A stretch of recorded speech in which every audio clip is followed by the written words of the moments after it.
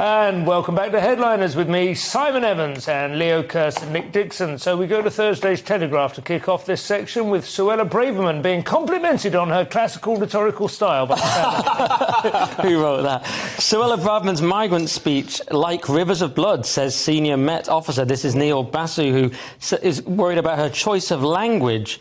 People have been very obsessed with the language over this and the language of invasion and so on. Policing her language. Yeah. So, and I think probably the actual thing happening is more important. But let's address this. So, Firstly, I mean, Enoch Powell. Well, Enoch Powell, he was a bit of a moderate lib when it came to the numbers. In hindsight, he sort of actually underestimated immigration. But whatever you say about Enoch Powell, everyone from Thatcher to Tony Benn to Tony Blair has said this guy was a genius in terms of IQ, spoke multiple languages. And I don't think anyone's really comparing Suella Braverman to him on that level.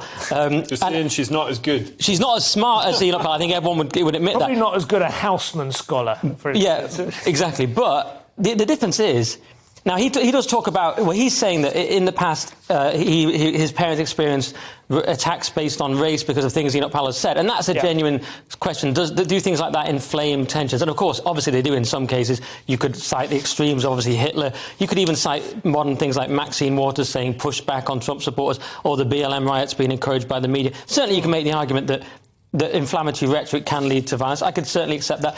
But when you're comparing it to the current situation with Braverman, the key difference is she's tackling an illegal migrant problem that just about everyone has a problem with and says we need to tackle. It's not in any way near as incendiary. So I think it's a bit silly. Well, the one thing that she said, which I do, and my views are roughly in line with yours, but she did say this quite bizarre thing that she dreamed of sending those crossing the channel illegally to Rwanda. Not that she thought it was an unfortunate but necessary deterrent or anything, but that she seemed to have some sort of a degree of glee in it, which I think was it was odd language, but that again was where the IQ comes in, but also where this does the language matter that much? He's called it an invasion. Is that important? But this guy, let's just to finish on my bit, he does admit also to being woke. He says if he'll happily be called woke. So we can see that this guy, we know it's sort of side he's on, but I think it's a bit much comparing Braverman to Powell. Yes. Well, and also the language is important because she's making these great rhetorical gestures. I want to send them to Rwanda and all this kind of stuff, but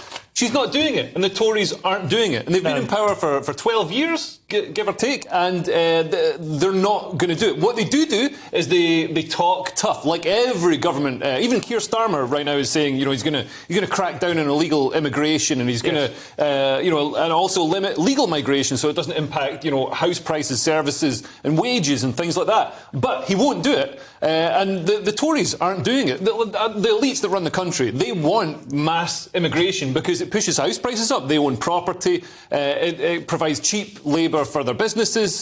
So it's throwing kindling on the fire, isn't it? Essentially, it's not. Yeah. It's not building it up with solid wood. It just keeps the flames burning a little bit brighter in the short term. Yeah. It does seem that there's been a total failure by year for about over 20 years now. Yeah. The issue. But Suella will come out and say these incredible things, but which inflame some people and reassure others, but really nothing is being done. No.